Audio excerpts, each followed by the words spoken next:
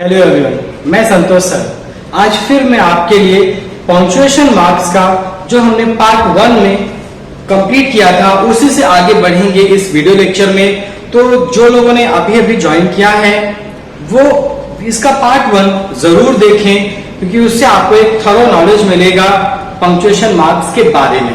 ठीक है, तो आज उसी से हम स्टार्ट करते हैं। इसके पहले वीडियो लेक्चर में मैंने आपको दो पंक्चुएशन मार्क्स के बारे में बताया था, एक फुल स्टॉप और दूसरा कॉमा। आज जो हमारे बाकी 8 बचे हुए पंक्चुएशन मार्क्स हैं उसको भी हम कवर करने की कोशिश करेंगे। अगर इसमें कवर नहीं हो सका तो हम इसके लिए पार्ट 3 भी लेकर आएंगे। ठीक है, तो स्टार्ट करते हैं। Here punctuation marks part 2। ठीक है, जिसमें सबसे पहले मैं ले रहा हूं सेमीकोलन का। सेमीकोलन इसको और जो विराम भी कहते हैं। ये यूज कहाँ होता है तो आपने देखा होगा कि ये बहुत रेयरली, बहुत कम सेंटेंसेस में इस्तेमाल होता है। जब आप बुक रीड करते हैं तो आपको इस तरीके का साइन बहुत कम ही देखने को मिलता है। ठीक है, ज्यादातर तो आपको full stop, comma, inverted comma इस तरीके से देखने के लिए मिलते हैं। तो सेमीकोलन का क्या मतलब होता है, जिसको हम अर्धविराम कहते हैं।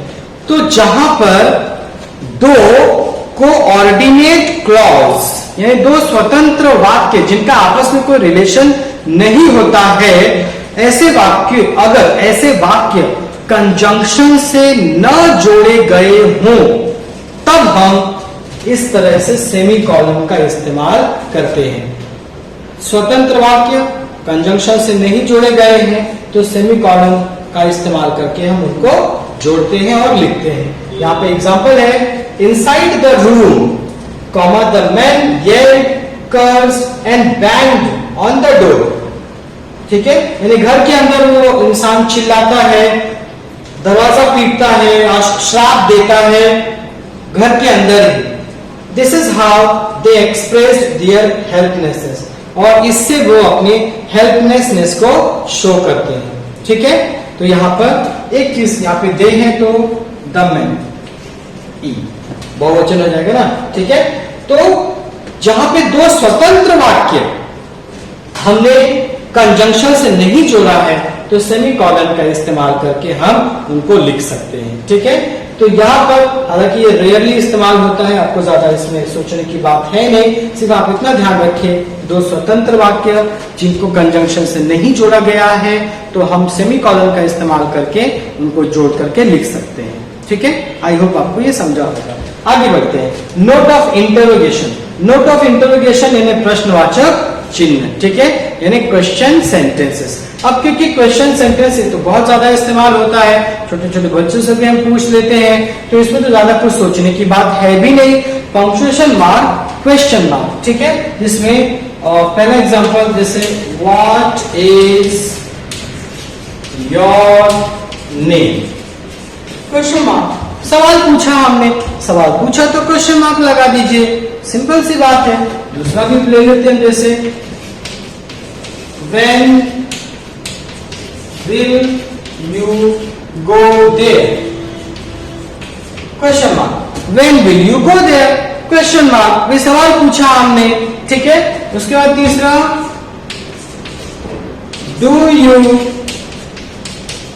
Like to have tea, do you like to have T.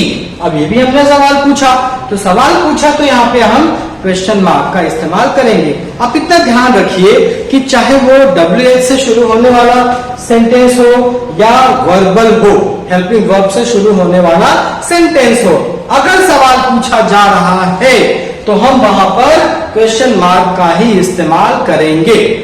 ठीक है, आई होप आपको ये समझ गया होगा।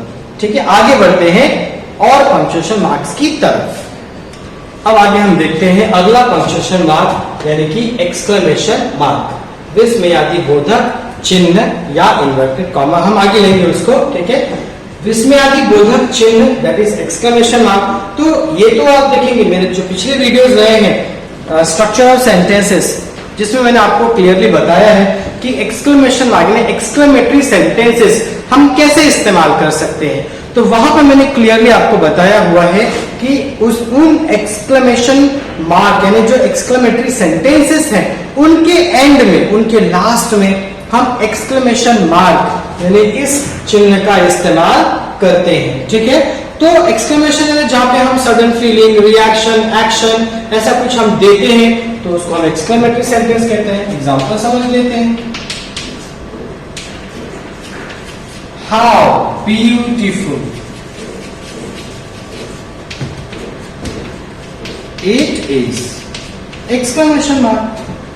How beautiful it is! Exclamation mark. ठीक है, तो इस तरीके से हम exclamation mark यानी उद्गार, हमारे उद्गार, sudden feelings हमारी, ऐसे हमारे कुछ रिएक्शन, उफ, आउच, इस तरीके से भी हम ले सकते हैं। एक और सेंटेंस लिखते हैं, जैसे what a place it is! What a place it is! अगला, alas, दुख व्यक्त करने के लिए, alas, he died, full stop, alas, he died, तो एक्सक्लेमेशन मार्क यानी जो हम अपनी खुशी इजहार करते हैं, दुख इजहार करते हैं या कुछ और चीजें जो हमें अचानक से हमारे अंदर से उद्गृत होती हैं तो हम उसको एक्सक्लेमेशन मार्क में लिखते हैं। जैसे ब्रावो, एक्सक्लेमेशन मार्क लगा दीजिए। हुर्रे, एक्सक्लेमेशन मार्क लगा दीजिए।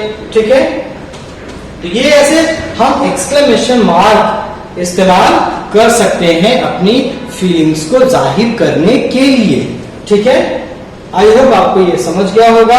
एक्सक्लेमेशन मार्क का खास तौर पे यही इस्तेमाल होता है और ये एक्सक्लेमेटरी सेंटेंसेस में और ऑप्टेटिव सेंटेंसेस में भी इस्तेमाल होता है, ऑप्टेटिव टाइप में भी। जैसे उसका एग्जांपल ले लेते हैं यहां पे, may God bless you, exclamation mark यानी किसी को श्राप देना है, आशीर्वाद देना है या अपनी इच्छा प्रकट करनी है तो हम इस तरीके से may God bless you, exclamation mark लगा दिया आपने और यहाँ पर अपनी खुशी का इजहार, अपने दुख का इजहार, अपनी इच्छाएं, ये सब कुछ बताने के लिए भी हम एक्सक्लेमेशन मार्क का इस्तेमाल करते हैं। आई होप आपको ये समझ में आया होगा। तो ये पंक्चुएशन मार्क है। ठीक है, आगे बढ़ते हैं। इन्वर्टेड कॉमा, इन्वर्टेड कॉमा देखिए आपने अक्सर करके देखा होगा डायरेक्ट और इनडायरेक्ट स्पीच में ज्यादा इस्तेमाल होता है, डायरेक्ट स्पीच में ज्यादा। अच्छा, ये क्या बताता है? डायरेक्ट स्पीच में हम जो इन्वर्टेड कॉमा इस्तेमाल करते हैं हमें इससे क्या मैसेज मिलता है? तो हमें इससे ये मैसेज मिलता है कि किसी की कही हुई बात हम एज इट इज, जैसा उसने बोला ठीक वैसा ही हमने सेंटेंस में लिख दिया। तो ऐसे वाक्यों को लिखने के लिए हम इन्वर्टेड कॉमा का इस्तेमाल करते हैं। एग्जाम्पल ले लेते हैं, जैसे he said कॉमा, अब ये inverted comma, he said comma inverted comma my father is a teacher, full stop, inverted comma close. अब देखिए उसने कहा मेरे पिताजी शिक्षक हैं, तो मैंने उसकी बात को एज इट इज, जैसा उसने बोला वैसे ही इस सेंटेंस में लिखा। तो जब मैं किसी की कही हुई बात को जैसा उसने बोला वैसा लिखना चाहता हूं तो मुझे इन्वर्टेड कॉमा का इस्तेमाल करना पड़ेगा। क्लियर सबको? ठीक है, एक और एग्जांपल लेते हैं इसके लिए, जैसे Madhu said comma inverted comma, Madhu said comma inverted comma you are really very honest। ठीक है, Madhu said you are really very honest। Clear आपको? तो यहां पर अब ये मधु ने जैसा बोला वैसे ही मैंने सेंटेंस में लिखा, तो मुझे इन्वर्टेड कॉमा का इस्तेमाल करके लिखना पड़ेगा। क्लियर आपको? तो इन्वर्टेड कॉमा का इस्तेमाल कहां होता है?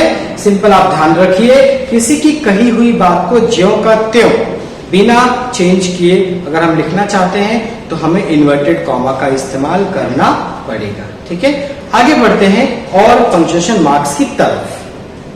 अगला हम देखते हैं कि पंक्चुएशन मार्क्स कौन सा है, दैट इज कॉलन। कॉलन के लिए इस साइन का इस्तेमाल होता है। कॉलन भी बहुत ही कम इस्तेमाल होता है पंक्चुएशन मार्क के तौर पे, लेकिन ये खास करके हम जब इनडायरेक्ट स्पीच में या डायरेक्ट स्पीच में हम कुछ शो करना चाहते हैं तो वहां पर हम इस तरीके से कॉलन का इस्तेमाल कर सकते हैं। ठीक है, जैसा मैंने सेंटेंस लिखा है, he said colon inverted comma God is great full stop inverted comma close. तो यहाँ पर हम कॉमा के प्लेस पे कॉलन का भी इस्तेमाल कर सकते हैं। अगला sentence, Sanjana said colon inverted comma double inverted comma reading is a good habit full stop inverted comma close. तो इस तरीके से हम जहां पे कॉमा दे सकते हैं हम वहां पर कॉलन का इस्तेमाल कर सकते हैं। ठीक है, अगला हम लेते हैं एपोस्ट्रोफी, जो हमें बताता है संबंध सूचक, यानी किसी के साथ यानी किसी वस्तु के साथ किसी ह्यूमन बीइंग का क्या संबंध है, और शॉर्ट फॉर्म बनाने के लिए भी हम इस तरीके से एपोस्ट्रोफी का यूज करते हैं। इसका साइन है यहाँ पे जो ऊपर कॉमा लगता है। ठीक है, तो example, this is Sahil's bag. अब ये साहिल्स बैग एपोस्ट्रोफी एस हमने लगा दिया, इन्हें साहिल का बैग। ठीक है, साहिल का बैग। और उसी तरीके से दूसरा, इट इज बीज हाई। तो आप बोलेंगे यहाँ पे एस के पहले, यहाँ पे एस के बाद है, तो एस के पहले जब लगता है तो वो एक पर्सन का होता है, और एस के बाद जब लगता है तो वो प्लूरल सेंस में लिखा जाता है, मधुमक्खियों का छत्ता। ठीक है, तो इस तरीके से हम रिलेशन बताने के लिए, संबंध बताने के लिए, यानी जो वस्तु है उसका उस ह्यूमन बीइंग के साथ या और किसी चीज के साथ क्या संबंध है वो बताने के लिए हम इन्वर्टेड कॉमा या एपोस्ट्रोफी का यूज करते हैं। ठीक है, अगला शॉर्ट फॉर्म बनाने के लिए, देखिए अक्सर करके हमने देखा है कि क्वेश्चन टैग में तो शॉर्ट फॉर्म ही इस्तेमाल होता है हेल्पिंग वर्ब और नॉट का। तो उसको बनाने के लिए इट्स हम बोलते हैं, जो होता है इट इज का शॉर्ट फॉर्म। ठीक है, डोंट हम बोलते हैं जो होता है डू नॉट का शॉर्ट फॉर्म। वोंट हम बोलते हैं जो होता है विल और नॉट दोनों का शॉर्ट फॉर्म। शांट हम बोलते हैं जो होता है शैल नॉट का शॉर्ट फॉर्म। तो हेल्पिंग वर्ब और नॉट इन दोनों के शॉर्ट फॉर्म बनाने के लिए भी हम इस तरीके से एपोस्ट्रोफी एस या एपोस्ट्रोफी का इस्तेमाल करते हैं। ठीक है, आगे बढ़ते हैं अपने और पंक्चुएशन मार्क्स की तरफ। ओके, अब हम इसे बात करेंगे हाइफन के बारे में। हाइफन जिसको हम छोटा डैश भी कहते हैं, अच्छा ये यूज कहाँ कहाँ होता है, सवाल तो यही उठता है। तो सबसे पहले तो देखिए, कई बार होता है हम देखिए लाइन में सेंटेंस लिखते हैं और कोई तो वर्ड जो जगह न होने की वजह से इनकम्प्लीट रह जाता है, तो हम इसे डैश दे करके, छोटा सा डैश दे करके बाकी का बचा हुआ उसका हिस्सा हम दूसरी लाइन में लिखते हैं। ठीक है, तो वहां पर हम हाइफन का इस्तेमाल करते हैं, लेकिन इस बात का आप ध्यान रखें कि जितना वर्ड आपने लिखा है उसमें आप पूरा का पूरा सिलेबल ले, चाहे वो एक सिलेबल ले या दो सिलेबल ले, आधा अधूरा न छोड़े। जैसे मैंने यहाँ पे लिखा है ब्यूटी, अभी इतना समझ लाइन में आ गया, बाकी के लिए जगह नहीं है तो डैश दीजिए और फुल आगे लिख दीजिए।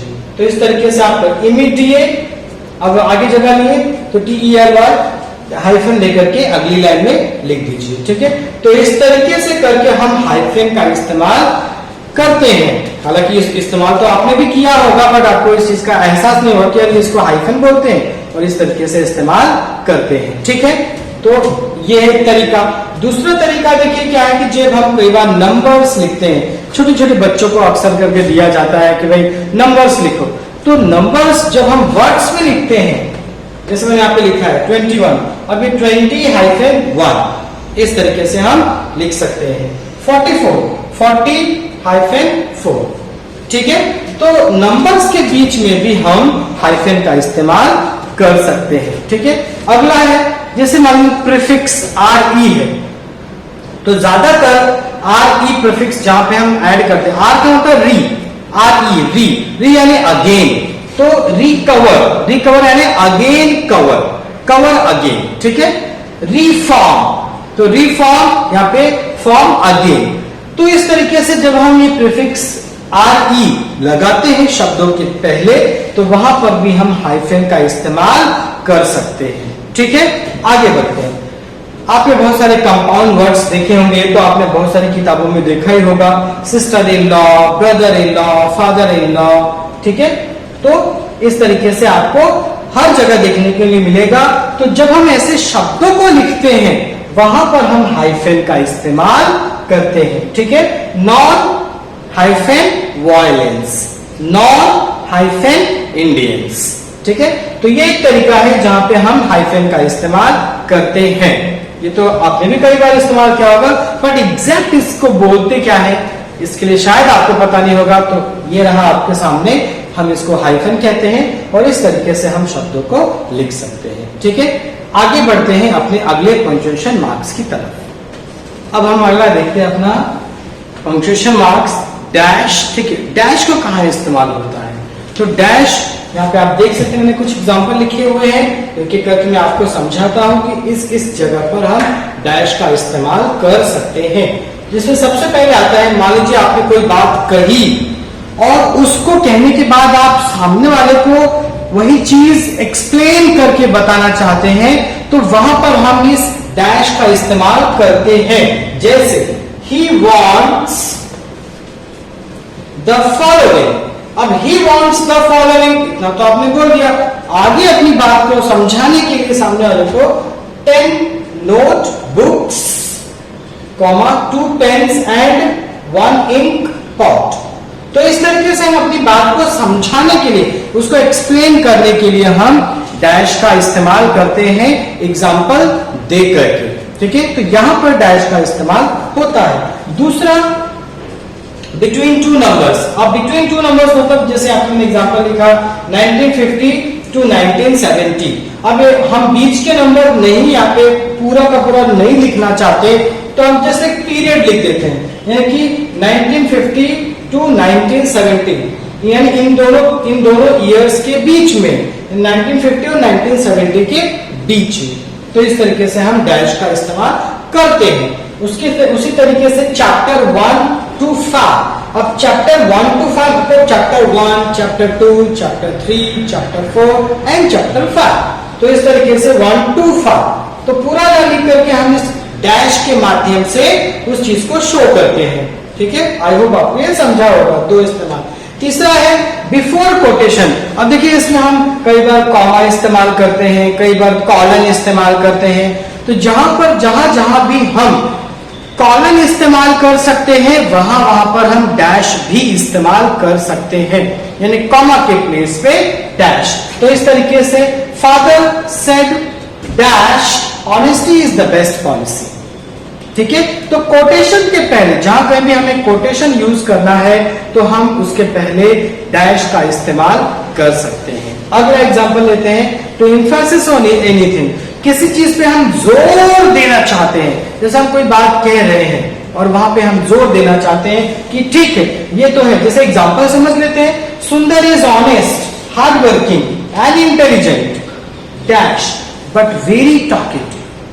ओके, अब देखिए मैंने इतनी क्वालिटी तो बताई, लेकिन मैंने डैश करके फिर उसको बता दिया बट वेरी टॉकेटिव, बहुत ज्यादा बात होनी है, बहुत ज्यादा बात करता है। तो जहां पे हम बहुत ज्यादा एम्फेसिस देना चाहते हैं किसी बात पे, हम कोई बात कह रहे हैं, हम उस पे जोर देना चाहते हैं, तो हम डैश दे करके उस अपनी बात जो हम पुरजोर तरीके से कहना चाहते हैं, वहां पे हम डैश का इस्तेमाल कर सकते हैं। ठीक है, आगे देखते हैं इसका पांचवा इस्तेमाल, फॉर एक्सप्लेनेशन। जैसे आप ये पहले वाले से थोड़ा थोड़ा मैच हो रहा है, तो कुछ आपने कहा, अब आप उसको एक्सप्लेन करना चाहते हैं, तो यहाँ पे हम डैश का इस्तेमाल करते हैं। जैसे वी बाउ टू गॉड, वी बाउ टू गॉड। अब डैश देकर के उसको एक्सप्लेन कीजिए, the creator of the universe, यानी इस यूनिवर्स के रचयिता, क्रिएटर, हम उनके आगे झुकते हैं, उस भगवान के आगे झुकते हैं। ठीक है, तो इस तरीके से हम डैश का इस्तेमाल कर सकते हैं। हमारा जो इसमें अगला लास्ट बचता है वो है कैपिटल लेटर्स, तो उसको भी हम अभी कंप्लीट कर लेते हैं। ठीक है, ओके। अब हम अपना पंक्चुएशन मार्क्स में जो ये लेने जा रहे हैं, कैपिटल लेटर्स जो लास्ट है इसमें, तो कैपिटल लेटर आप सबको पता है कि सेंटेंस की शुरुआत करने के लिए हमें कैपिटल लेटर से ही शुरू करना पड़ता है। जैसे कि आपने मैंने सेंटेंस लिखा है, this is very strange place, अगर देखिए टी, दिस का टी कैपिटल है, ठीक है। Second sentence, Arjun was a good Archer, यहाँ पे अर्जुन का ए कैपिटल है। वैसे भी जितने प्रॉपर नाउन होते हैं, जैसे प्रॉपर नाउन, प्रॉपर एडजेक्टिव्स, वो हमेशा कैपिटल लेटर से ही शुरू होते हैं।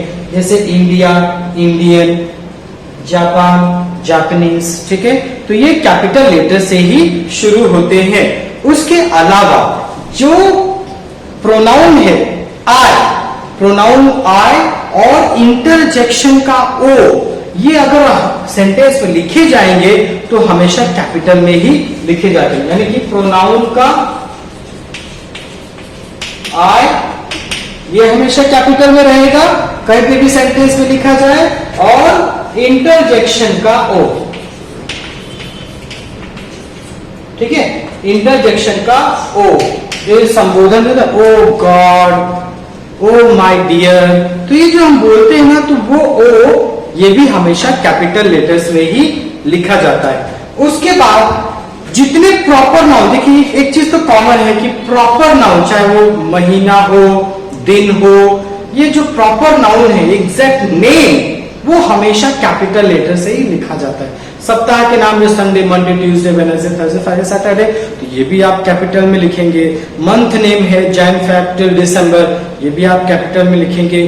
कोई पर्टिकुलर आप ईयर मेंशन करें, जैसे आपने पहले देखा कि 2 नंबर्स के बीच में हम डैश का इस्तेमाल करते हैं, तो उसकी शुरुआत भी अगर आपको करनी हो तो आपको कैपिटल लेटर से ही करना पड़ेगा। कोई अवार्ड वगैरह है, अवार्ड का नाम है, जैसे पद्म विभूषण, पद्म भूषण, ये है, तो इनको भी हम हमेशा कैपिटल लेटर से ही शुरू करते हैं। कुछ ऐसा एब्रीविएशन है, एब्रीविएशन में जैसे मैंने आपको एग्जांपल दिया ना, यहाँ पे हम कहाँ पे फुल स्टॉप, जो सबसे पहले मैंने इसके पिछले वीडियो में बताया था आपको कि MA, तो ये देखिए एब्रीविएशन में भी हम कैपिटल लेटर का ही इस्तेमाल करते हैं। तो ये कुछ ऐसी चीजें हैं जहाँ पे हम कैपिटल लेटर्स ही लिखते हैं, हमें स्मॉल लेटर लिखने की इजाजत नहीं है, लिखेंगे तो रॉन्ग हो जाएगा, ठीक है। तो ये कुछ ऐसे एग्जांपल है कैपिटल लेटर्स के लिखने के। आई होप आपको ये सारे पंक्चुएशन मार्क्स अच्छे से समझे होंगे। कुछ भी डाउट हो आपको, आप कमेंट सेक्शन में लिखकर बताएं।